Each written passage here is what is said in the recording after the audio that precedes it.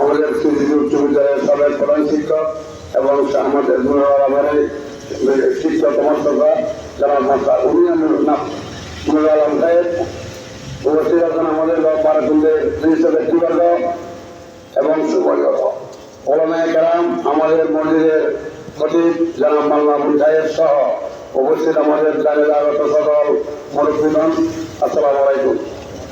নুরুল আলম আমার বাবার আব্বার চাচাতো ভাই, সেই সুবাদে ওনার সমাধান আমার চাচ্ছি। উনি যখন ওনাদের বিবাহ জীবনে আবদ্ধ হওয়ার পর থেকে এই মৃত্যুর আগ পর্যন্ত এখন পর্যন্ত আমরা ওনার সাথে পরিচয়। উনি অত্যন্ত সালামতা এক মহিলা ছিলেন, কর্তানশীল একটা মহিলা ছিলেন, যেটা আমার জানা ওটা আমাদের সাথে আসলে ধীরে সঙ্গে উনি আসছেন স্বামীর বাড়ি। এই যে ওনার খবরটা, উনি যে স্বামী ভক্ত এবং ঠাকুরের এলাকা ভক্ত ছিল, যে যেহেতু শরীয়তপুর কোথায় ওনার বাবার বাড়ি আর স্বামীর বাড়ি তত আমি ছেলেগুলো পারাকুণ্ড। উনি আসলে তার জীবনে উনি আজকে যে স্বামীকে তিনি বিক্রিতে দিয়ে গেলেন, যে স্বামীর মাতৃভূমি লিখিনামা ওনার কবরস্থ হবে আমাদের পারিবারিক কবরস্থানে। তো উনি মহিলা হিসেবে কেমন ছিলেন? উনি মহিলা হিসেবে কেমন ছিলেন?